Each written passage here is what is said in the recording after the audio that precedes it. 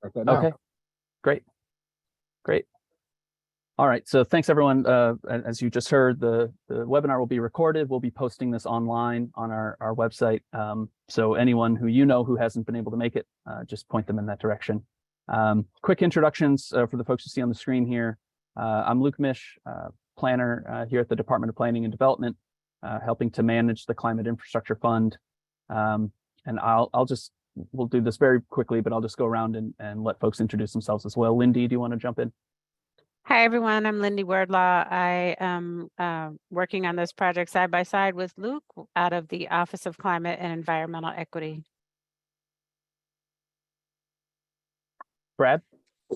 Yep, sorry, was looking to unmute. Hi, everyone. Brad Roback with the Department of Planning. I work alongside with Luke on this and some other issues, and we work a lot with Lindy and Gavin. Everybody. So, thanks for coming. Gavin, you want to jump in? Hey folks, thanks for joining today. Gavin with the Office of Climate and Environmental Equity, working with Lindy and Luke and the rest of the team on this really exciting grant opportunity. Great, thanks. And then we do have David and Aaron, who are both helping us from a communication standpoint here at DPD. So you may see them chime in on things in the chat. Some rules of the road before we get started here. You should see on the bottom of your screen in Zoom the opportunity to click on a Q&A button. So if you do have questions throughout the presentation, feel free to drop them in there. Brad and Gavin will be helping kind of answer those live as we're moving. But if there are any questions that really are better off answered in person or spoken, we'll hold those until the end. So we will have an ability to do Q&A at the end, but we will be using the Q&A chat box for all of that. So even during the live session, please enter your questions there. We've got almost 100 folks on the call today, and so it'd be really difficult to manage that with people raising hands and unmuting and all of that. So just to keep things organized and moving smoothly, please use the Q&A function at the bottom of Zoom. Okay, with that, I will go ahead and get us started here with our presentation. Bear with me as I find this thing. There we go. Okay. All right. So again, we'll give a quick overview of the program. We'll talk a little bit about the project types and examples, how to apply, what makes a successful application, and then we'll do some Q&A. So as an overview, again, for those of you who joined us before, you know this. For folks who are new, the Climate Infrastructure Fund is part of the Chicago Recovery Plan, which is, again, for those who aren't familiar, our large sweeping reinvestment program across Chicago, across departments, and really touching so many parts of how people are living and working in the city as a response to the COVID-19 pandemic. And the federal funding and city funding, city bond funding, which have both gone to recovering from that pandemic. And so the Climate Infrastructure Fund, as part of that broader portfolio, is aimed at accelerating the city's transition to the green economy, specifically towards the goal of reducing emissions 62% by the year 2040, as laid out in the 2022 Climate Action Plan. And again, as with all things related to the recovery plan, the goal and the intent is always to do this in an equitable fashion, really centering equity in addition to the climate goals of the initiative. So what are we aiming to do with the fund and the grants that come out of that fund? Promoting solar and other community-based renewable energy sources, decarbonizing buildings and supporting energy efficient improvements, increasing electric vehicle EV ownership and the charging stations that go along with them, and then adding resiliency infrastructure. And so you'll hear a little bit more about that as we continue here. So the fund itself, I don't have this on the screen, but the fund itself is a $5 million fund total. That's the amount that is in the fund overall. We do not anticipate all of that going out the door in our first round here. We don't have a set number at this point, but we anticipate future rounds. but just know that that's the overall value of the fund. Who can apply for grants? We're looking for nonprofit organizations and small businesses. Of course, again, not stated on the slide here, but Chicago-based nonprofit organizations and Chicago-based small businesses. We are looking to fund city projects located within the city. The goal for awards is the $50,000 to $250,000 mark. Exceptions may be made for those above or below that range. So if you have a smaller project, don't fear, go ahead and apply. We will consider those. And if you have a larger project, go ahead and apply. We will consider those as well. But this is, the sweet spot for the grants are really that 50 to 250K value. I'll note here, just because it might be a question for folks, the fund can support 100% of eligible costs for a given project. So if you have a project, and we'll talk a little bit more about project types in a bit, if you have a $100,000 project and all of the costs in that project are eligible, and we'll get to that in a moment as well, the fund can pay for 100% of that project. There's no match required from the applicant. Of course, the likelihood that all of the things you're proposing within your project are completely eligible is something we would need to see on a case-by-case basis. 3 project types. These are exclusive project types. Applicants must choose one of these 3 categories for their project: renewable energy and energy efficiency, electric vehicles and EV charging infrastructure, and green infrastructure. And we're going to go into all 3 of those in a moment. So I'll turn it over to Lindy to kind of expand a little bit on the project types. Thanks, Luke. As Luke just mentioned, there's 3 project types, and they really fall into kind of 3 project areas: energy, electric vehicles, and green infrastructure. And I'll go into each of those just a little bit more in a second. Also, just really noting, please, applicants should really just choose one project type and complete their application with that in mind. Next slide. So roughly with energy, it's renewable energy and energy efficiency. It doesn't have to be both. It could just be one, and really is looking at whether it's on-site renewable and or energy efficiency upgrades, like space heating, HVAC, really thinking about high efficiency, such as heat pumps, looking at the building envelope, air sealing and insulation. Of course, lighting retrofits are another possibility, and other opportunities such as heat pump water heaters. And, should you be a small business, or maybe somewhere else where you already have ovens or something, and switching over from gas to induction cooktops is another opportunity. If you go to the next slide, for electric vehicles, there's the opportunity to purchase vehicles, whether it's one or several, and that can be a separate project, or it could be jointly with EV charging stations as well. Conversely, maybe you already have an EV, maybe, and you just, or maybe you don't, and you just want to have a charging station in the community. You can also just do that separately if interested. So those are, it's primarily what that would include. It may also include, it would not include the operations of a platform, but setting up the wiring and everything needed for that could also be a part of that.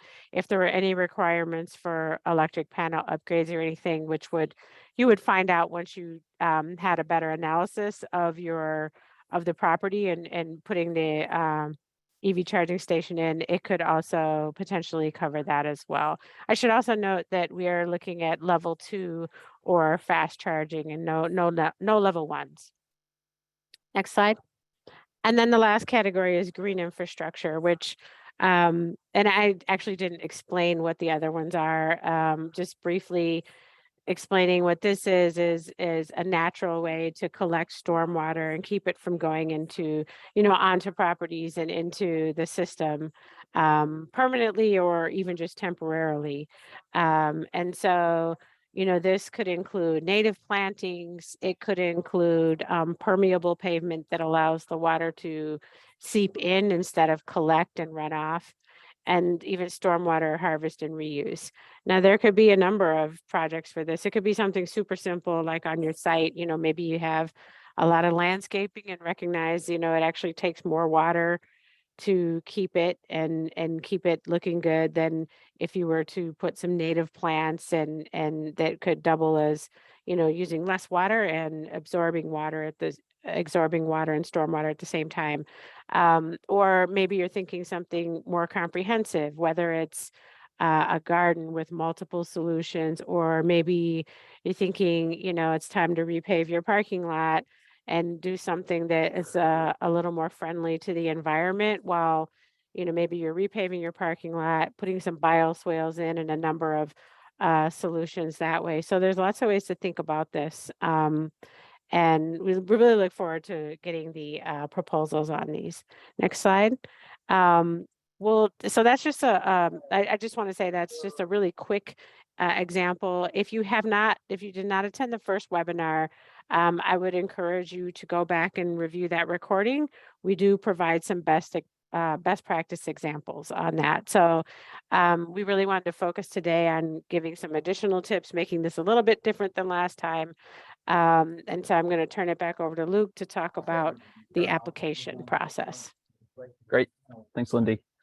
Yeah, and so as Lindy noted, more detailed kind of descriptions of the kinds of projects that we're looking to support, the elements that make up those projects, can be found in the recording and the slides from the last webinar on our website, and B are also kind of spelled out directly on the website itself and in the resources, and we'll share those links with you all in a few slides here. So again, who can apply and what do funds cover? So we're open to 501c3 nonprofit organizations and small businesses. We had a lot of questions last time about religious organizations.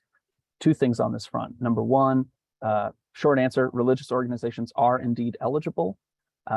We know that a lot of religious organizations are not 501c3 because they are not required to have that designation by the federal tax code. They are essentially automatically exempted under the same rules of 501c3. So I know we've had a number of questions on that front. If you are a religious organization, you're registered with the state in that capacity. We know that you don't have a 501c3 designation as well, and that's fine. Nonprofits, though, we do need to see the 501c3 designation as part of your application. The only other thing I'll mention about religious organizations as it relates to eligible expenses is we cannot fund religious elements or improvements that are for religious purposes, religious uses. And so, as you can imagine, there's a lot of kind of fuzziness around exactly what that means. So it really has to be a case-by-case basis that we answer those questions. The way we're framing it is, do please apply. Do know that when you're applying, if what you're applying for is explicitly a religious use element, that's something we can't fund. But if it is not explicitly religious, it's something we can fund. And then we can, as we get towards finalist rounds, we can be looking at the specifics that you're proposing.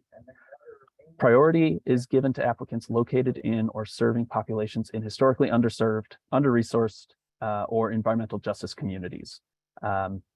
We don't have a ton of slides on what that means here today. We do have a lot of resources of that online. We are using both federal and state definitions. We're combining those definitions. And so we'll share a little bit more about that in a moment, but there are online resources for how to understand whether or not you are located in one of those communities. Again, that's for prioritization. It's not for eligibility. So everyone citywide can apply, but if you're in those locations, you'll receive more points essentially.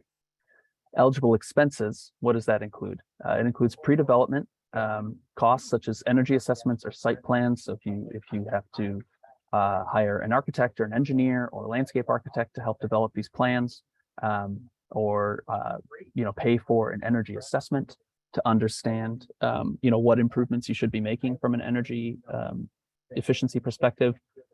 We know a lot of folks might not have those things done by the time of the application. Number one, that's okay. Number two, if you incur those costs on the way to an application and you are eventually selected as a grantee, those costs are indeed eligible, provided that they lead to the creation of a project. The construction and renovation costs themselves are also eligible. Keep in mind, new construction, so a new building is not eligible. We are here to improve existing property, existing building stock. And so new construction is not eligible, but any, the active capital improvements to your building or your site are, of course, eligible costs. And then we do have specific eligibility considerations for each project type, which I guess we don't have that slide here. So apologies. We do have that online, and maybe we can dig that up and share that with you here before the end of the call. So how do you apply? Applications are online only. There's no paper version of the application. If you go to our website, chicago.gov/ClimateFund, you'll find a wealth of information, but at the very bottom of the page is a link to visit the online application. These slides, of course, we will share online at the end of after this webinar, and the links, anything, basically almost anything underlined that you see in here is a link, and then those links are also active and can take you to all of these things. So online application, you'll be sent to Submittable, which is an online platform for applications. You'll make an account. After you make your account, you'll fill out an eligibility form. This is kind of a pre-screening form to make sure that folks who are applying kind of have what they need together to complete the application and are really ready to apply in this round. We've got some tips and tricks for filling that out coming up in a moment, but just know that first screening form will either allow you to continue to the application or will direct you to our website and say, hey, maybe there's a little bit more research you need to be doing, a little bit more you need to pull together, and you might be better served applying in a future round if you just don't have some of the things that are required at that stage. You can then begin the online application. You don't have to finish it in one sitting. You can hit save and come back to it later by logging into Submittable at a later date.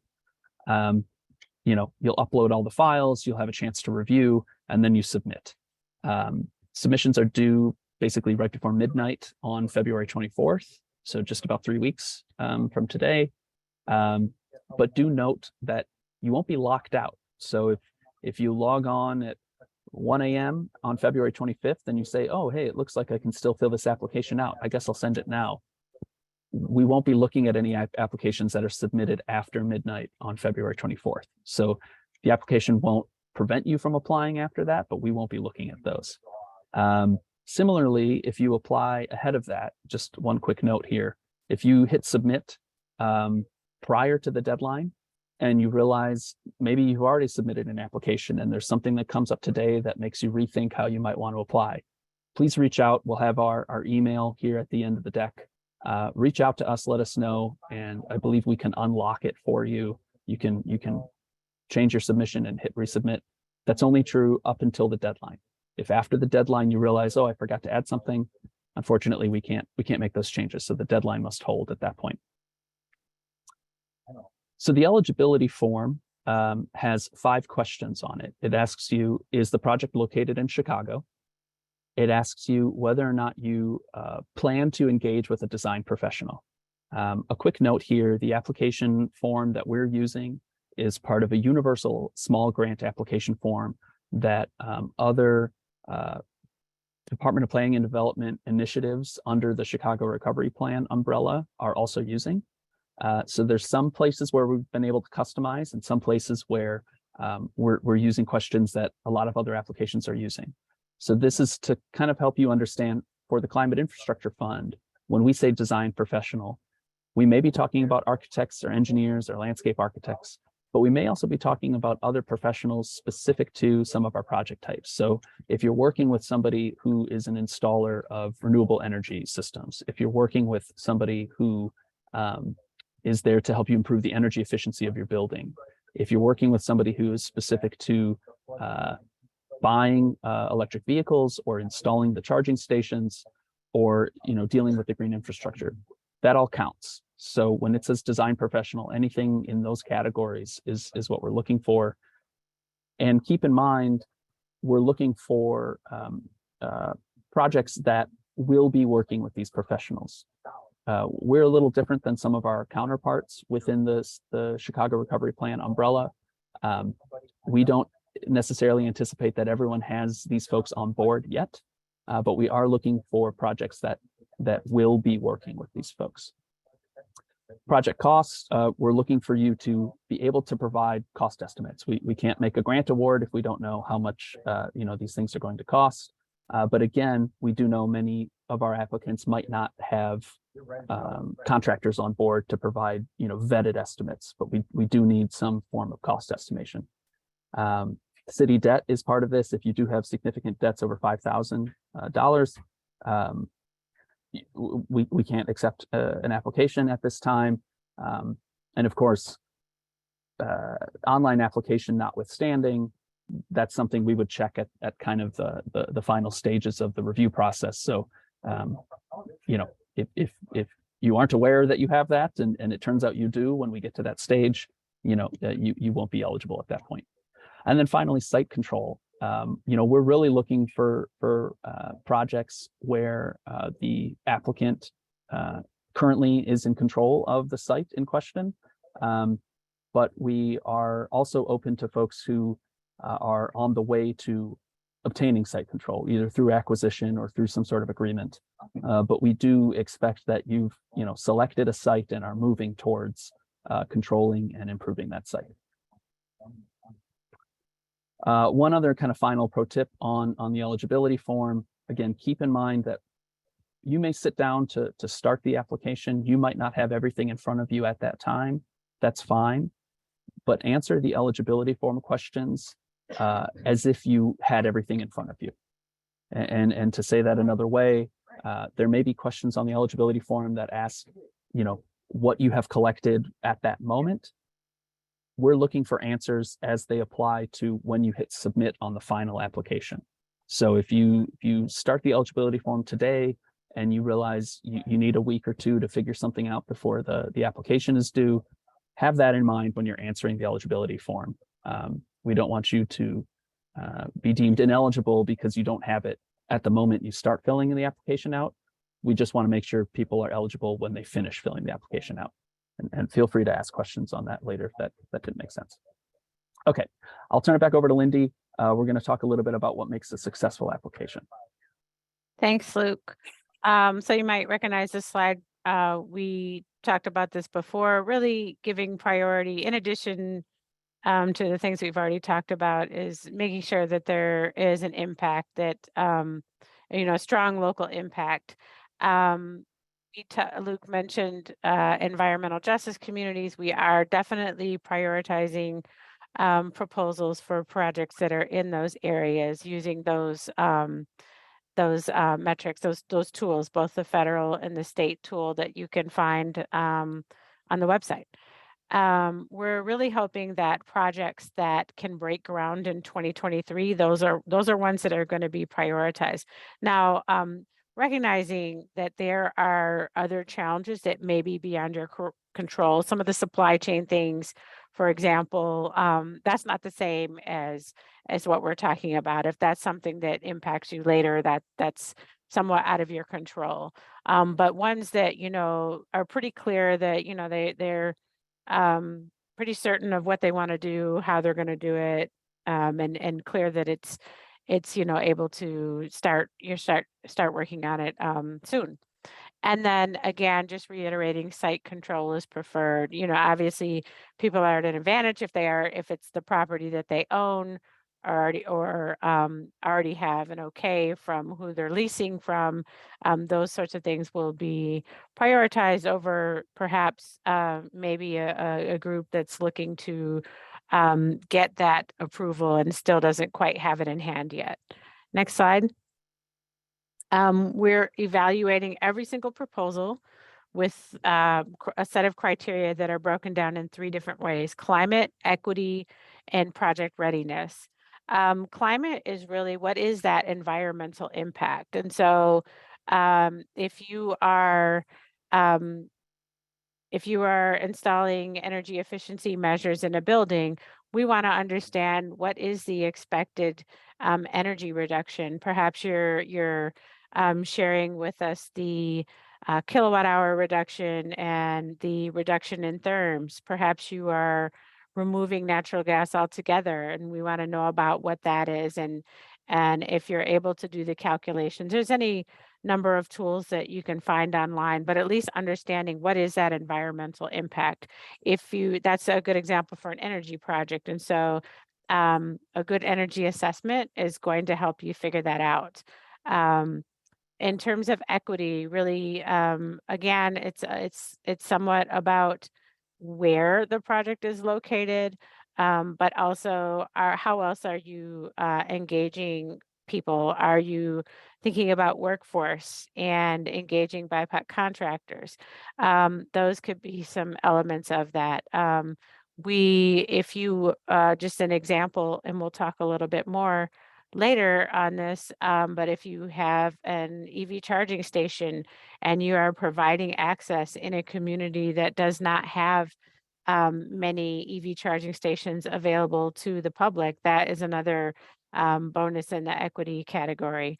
And then from a project feasibility standpoint, I just mentioned it's ready to break ground within the year, but really able to have it up and running within 2 years.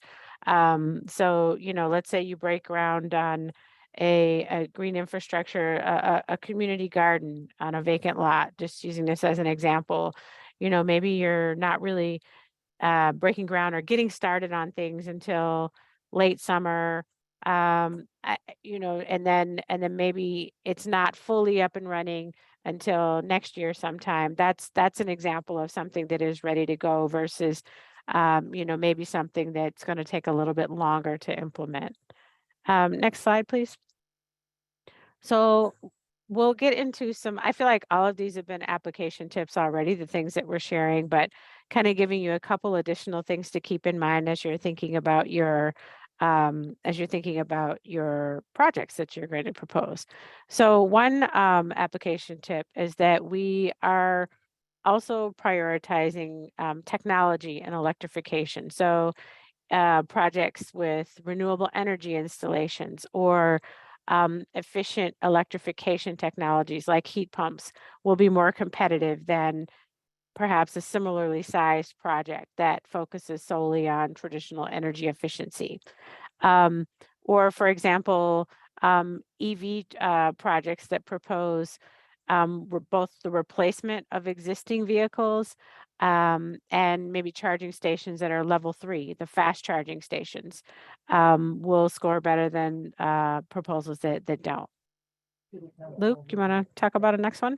Yeah, so we're also looking for comprehensive solutions. So again, we're asking folks to select from only one of the 3 project types, but within that project type, the more comprehensive your proposal is, the higher it will rank. So if you're doing an energy efficiency project, something where you're just looking to replace lighting, might not rate as highly as a project where you are looking to combine that with improvements to your building envelope, improvements to the electrification of your HVAC system, those kinds of things.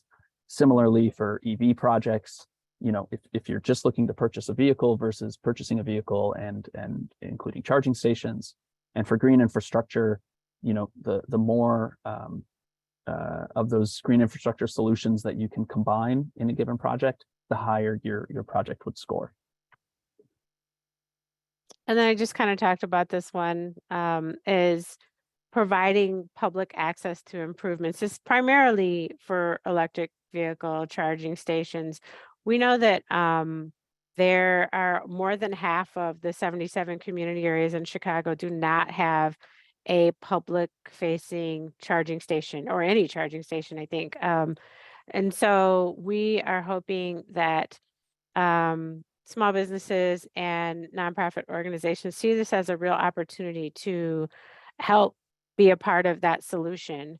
And so this would mean not only using the charging station for your own purposes, but then working and developing, not developing, but getting on a platform that allows you to provide that access to the public. And in those, I think there's plenty of places online that you can look to see what that involves. It's not a huge lift after you have the actual charging station. So if that is something that your organization is thinking about, that is something we want to hear about in your application. And then finally, we do want folks to be conscious of maintenance and operations. So again, the fund does not pay for maintenance and operations. It only pays for the capital improvement itself. But a number of these kinds of projects will require specific maintenance regimens to be taken on in the future. Green infrastructure, for example, there's new, your organization may now have changes to how it operates and how it maintains your building or your property after these improvements. And so we want to make sure that applicants understand that and demonstrate that they understand that in the application. So do keep that in mind. Again, for some folks, you may say, well, we already have individuals who focus on this within our organization. That's fine, but do please make sure you answer that within the application. I think I just want to go back to that Yeah. real quick. And this is also really important. I mean, it's important for all of them, but when I think about energy, especially when there's new technologies, especially the solar and heat pumps, is really assuring how are you going to handle that? Are you adding staff? Are you training your existing staff?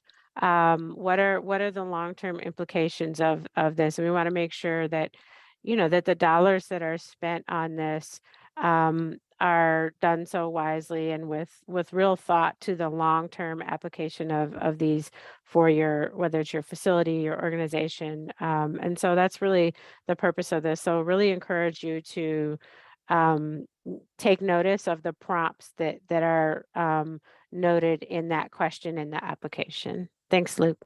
Yeah. And then finally, there are a number of open-ended, a handful of open-ended questions on the application where we ask you to describe the project, we ask you to describe the impact of the project. And so what we're looking for is an understanding of how your project ties into the applicable pillars, goals, and objectives of two of the city's kind of key planning documents. Number one, the We Will Chicago comprehensive plan, or framework plan for the city.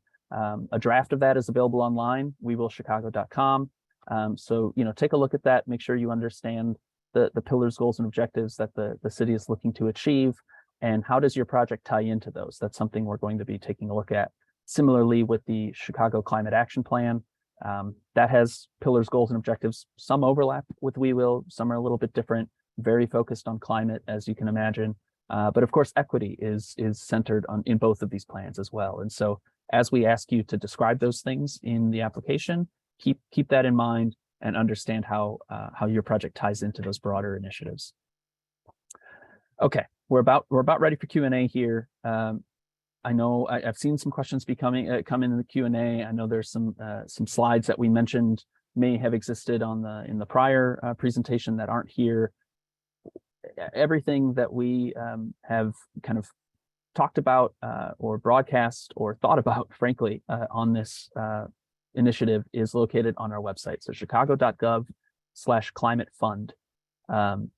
You can, on the homepage, which is kind of what you see on the screen here, a little bit of an overview of what the project is. At the very bottom of that page is the apply button. So if you're looking for how do I apply, it's at the bottom of that page. There's a link. And then on the right, you see the resources panel. So here we have a link to our resources page. That's a kind of a running list of organizations that you may want to be familiar with.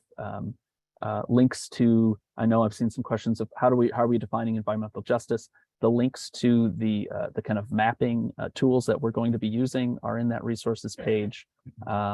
Links back to utility incentives or utility programs that might be of value to you, take a look at the resources page, a wealth of information there. We also have a frequently asked questions page. That is, as you can imagine, these are the questions we've heard quite a bit of. You may have seen, I'm guessing many of you who've asked questions in the chat thus far have been getting answers that are coming straight from those FAQs. And so do take a look there if there's something after this call that you have a question on.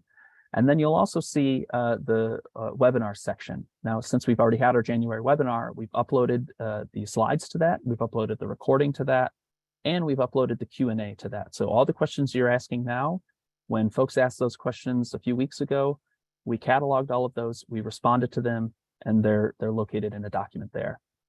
One thing to point out on that front, before we actually launch into Q&A here, there were a number of questions that came up in January that either we weren't able to give a clear answer to at the time, or perhaps we might have even been mistaken at the time. And so do take a look at the Q&A, especially if you've already watched the recording of the webinar, the last webinar. Take a look at that Q&A document, because it clarifies a few things that we may have missed the first time around. Some of the big ones that rise to the top on that front that we just wanted to address here before we launch into today's Q&A. We had a question, can you apply to more than one DPD Chicago Recovery Plan grant? So some of you may be familiar with the Community Development Grant program, not a CRP program, but the Neighborhood Opportunity Fund is using the same application process. The Equitable Transit Oriented Development funding, which is part of the Chicago Recovery Plan. These are each independent funding initiatives. So, it won't block you from applying to multiple, but we internally are going to be reviewing that with our partners who are leading those initiatives. And we're really looking for projects to fall into one of those initiatives, not multiple. That's true for this round. It may be possible for you to apply in a future round to one of the other grant programs, but we would need to see why that new funding is required. And again, that's just to be making an equitable distribution of resources so that we can make sure that these funds are impacting as many folks as possible. Again, only one project type category. You'll actually have to select which project type under the Climate Infrastructure Fund that you're applying to. So only one of those. As we discussed a little bit before, religious nonprofits are indeed eligible, but the specific items are to be determined on a case-by-case basis and essentially can't include any religious use items. We've had a lot of questions about residential. So residential uses as a category are essentially not eligible, whether that's affordable housing, whether that's single family, multifamily. Residential as a category is not eligible. The only exception are group living facilities. So things like nursing homes, assisted living, community centers, community living situations. Take a look at the zoning ordinance online. And again, I think there's links in our resources page to all of this, or at least in the FAQs to all of this. So take a look there. But and those have to be operated by a nonprofit, operated by 501c3. So again, Q&A list from January 10. I think there's 80 or something questions. It's pretty exhaustive. And then we've got the FAQs themselves on the website.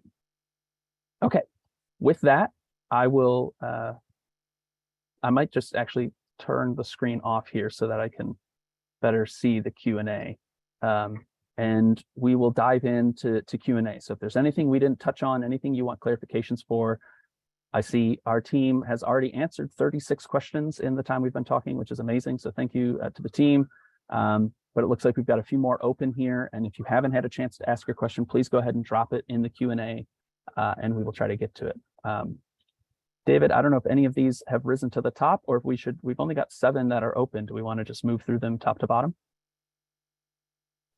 Yeah, I think that makes sense. The first few, I think, kind of all fall under the same category, which is we had someone who was asking about they're interested in electric vehicle specifically, which a lot of the questions in the application ask about, construction plans or other things that might not necessarily pertain to an electric vehicle, just electric vehicle related purchase. And so you touched on this earlier, but for anyone who's curious about how they handle those sections of that application where they're not quite sure how it fits their project, what's the approach there? Okay, yeah, for sure. So again, the application we're using is a universal application. It was originally designed for really more construction intensive projects. We've tried to tweak it as much as we can, but you're right. You're pointing out that there are some areas that might just not apply to all projects. A lot of these are required. They have the little red asterisk, which means you have to give some sort of answer. If it really doesn't apply to you, if there's no way for it to apply in that case, you can fill it out that way. You can say, not applicable. This is an EV project, so there is no construction. I know we ask, for information about the property itself. If you're purchasing an electric vehicle, you can appreciate that doesn't really matter, but just go ahead and fill that out. So the square footage of your property, the square footage of your building, those are things that are just a part of the application. Unfortunately, we couldn't tweak everything. So do fill everything out. If something really doesn't apply to you, that's okay. But also, sometimes we're not trying to look for round pegs and square holes or anything like that. But if there's a question about impact, I think I saw a question about community support as it related to EVs. So something like that, we're looking to fund projects that have community impact as well. And so if you're a nonprofit, you're looking for, or a small business, and you're looking for an electric vehicle to help with the operations of your organization, we would expect that there are, community members, folks who you serve, who could, or who you collaborate with or work with, who could speak to why that investment would be helpful for the community, why it would be helpful from a climate standpoint. So even though some of these things seem, a little bit more straightforward, we just want to replace the lights in our building, we're looking for projects that have an impact and that, others in the community could speak to that impact.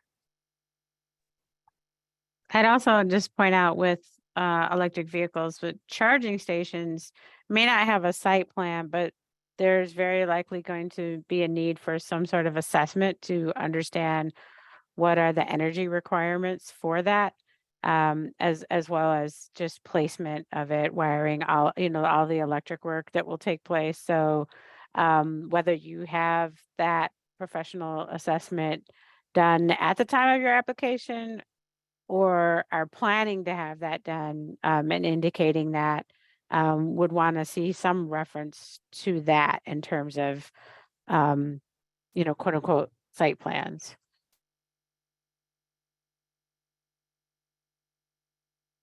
I can just kind of move through. I see we've got folks who are answering things live and typing. So I'll just start from the top here and work our way. We've got 10 open questions here. And again, please add more if you have them.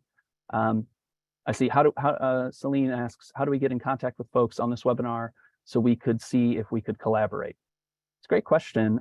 We have not published the registration lists from these. I don't think that that's something, for privacy reasons that we want to do. But if you're looking for folks to collaborate with, I don't know, Lindy, do you have thoughts of, we're not in a position to kind of be the matchmakers, if that makes sense. We encourage collaborations. I think I saw a question about that somewhere. Happy to have organizations team up. Again, the recipient of the grant funds must be an eligible entity. They must be a Chicago-based organization, nonprofit, or small business. But if you have, a collaborator that maybe is not one of those kinds of entities that you think helps strengthen what you're doing, by all means, we look for that. But we're not really at this stage in a position to help make those connections per se. Lindy, unless I'm missing something. I think that's right.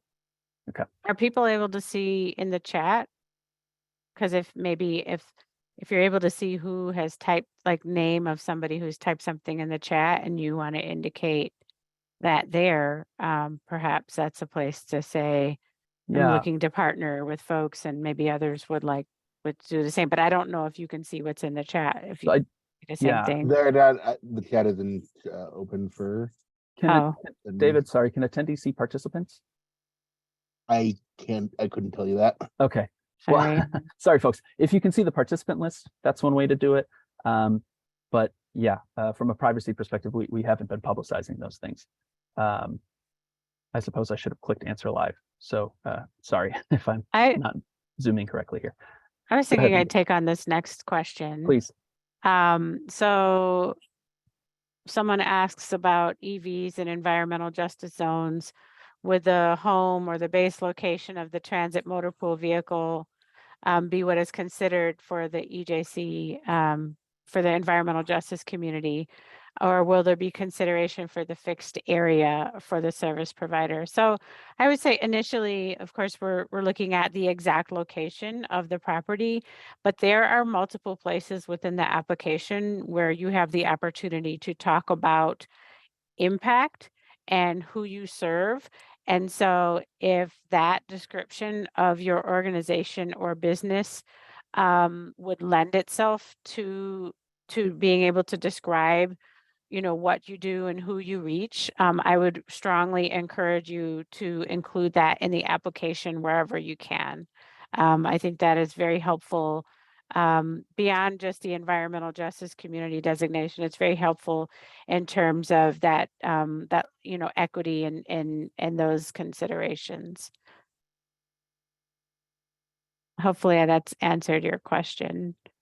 And again, we'll share the email at the end. If you want to talk further about that, you can send an email. We can do that. And that really goes for anybody.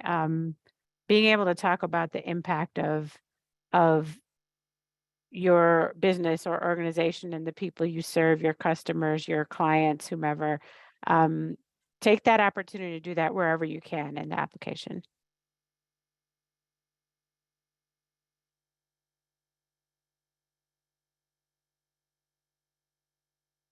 Okay, let's see what else we have here. Will there be any support grants to change auto repair, carbon infrastructure and equipment to electric infrastructure and recycling equipment?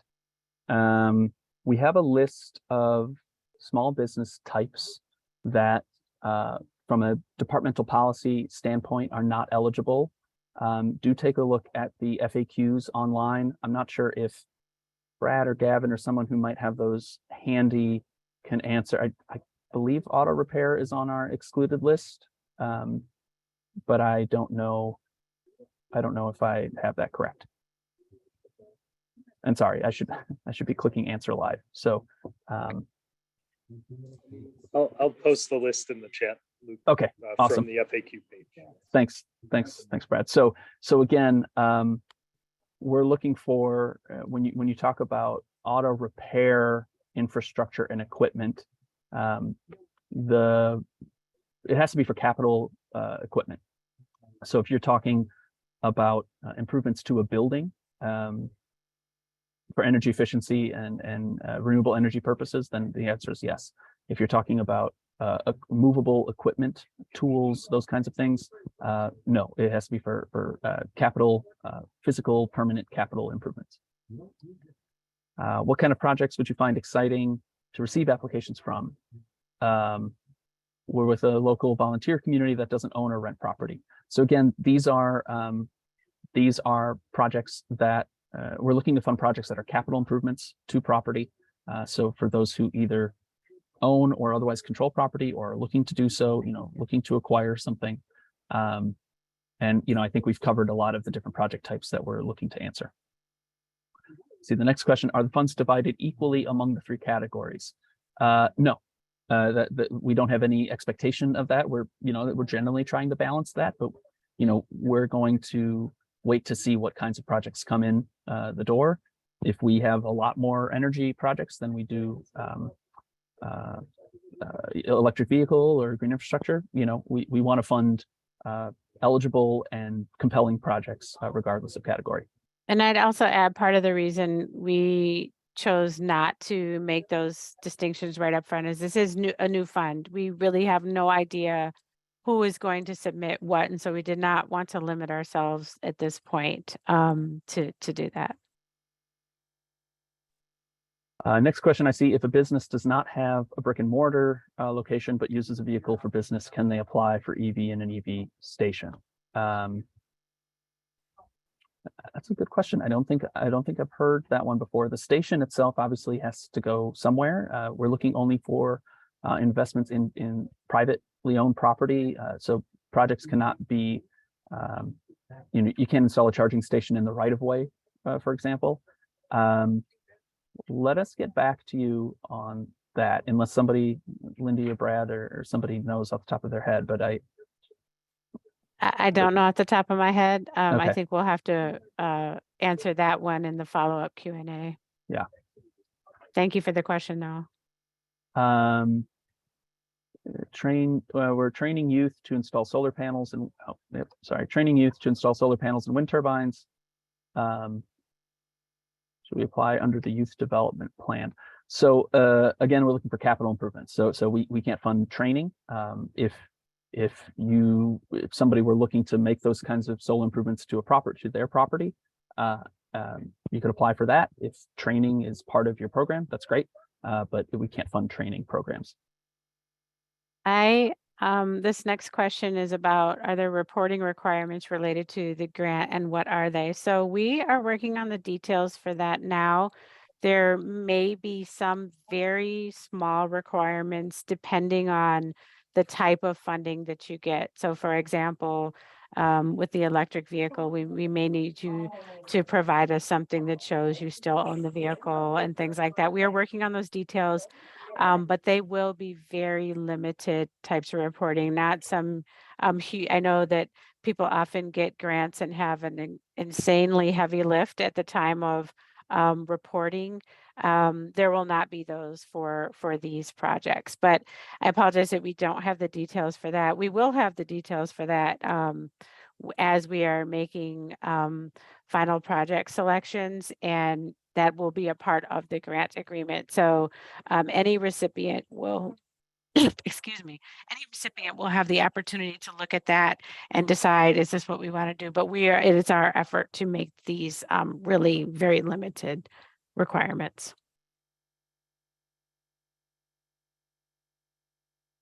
Great. Next one, will you reply with how or why an application did not receive a grant? We hope to. The short answer is we really hope to. That is frankly going to be dependent on how many applications we receive, how many advance, how many don't advance. So if we have the capacity and ability to at least provide some indication of that, we will, but we'll have to see how many come in. We partner with CPS in the Park District on city-owned buildings. Is there a special route to get approval? So again, the Climate Infrastructure Fund is only for improvements to private property at this time. We know that there are a lot of really worthy projects that would utilize publicly owned property. That may be something we can look at in a future round. I don't know, but at the moment, those would be ineligible projects. Is there an order of document submission? I'm not sure I quite understand the question. All of the application requirements are within the online application. It doesn't matter when you answer which question. You can always come back and answer another question. You can upload documents at your leisure up until the deadline. And also, there's no benefit to applying earlier or later within the application period. So as long as everyone applies by the deadline, that's what we're looking for. Okay. I see no more open questions. I know we've answered a ton in the chat. We answered some live here. I know we've only got a few minutes left. If you do have any other questions, please do add those to the chat here. I think I've seen some hands get raised. Again, with the number of folks we have, we're really looking to try to use the Q&A function. So if you do have a question, please drop it there. And let me, as you're doing that, please do that. But let me just quickly reshare our screen here, and I will make sure that you all can see the final information here, the email. So again, all of our information is on chicago.gov/ClimateFund. That's where you can find everything. all the FAQs, all the resources, all of that. If you have questions, ClimateFund@cityofchicago.org. We try to be really prompt with our responses. So, feel free to email, and we can answer any specific questions about your project, anything that we need to clarify from today, any of that. So with that, I'll unless Lindy or anyone else on the team has anything they want to close with, we want to thank you all for joining us. We really look forward to your applications. February 24th is our last day to apply. So you all have about 3 weeks. We're excited to see what you come up with. And again, please reach out with any additional questions. I just wanted to thank everybody for being here. I noticed there was one more question. If we could leave the questions up for about 10 minutes. Oh, I think, well, we could, but we'll send the Q&A from this webinar to all the participants. So we will get that to you. I don't know if we can keep it up or not, but Yeah, so I I just wanted think to add that. But I don't know if I kind of, my instinct is that Zoom probably automatically closes it once the session ends, and for like the recording's sake, we would prefer not to have 10 minutes of dead air at the end of the recording. But like you mentioned, it'll be up on the website tomorrow, so or as soon as that's all cleaned up. So keep an eye on the website, and that info will be there. great. All right. Thanks again, thanks, everyone. everyone. And have a great rest of the week.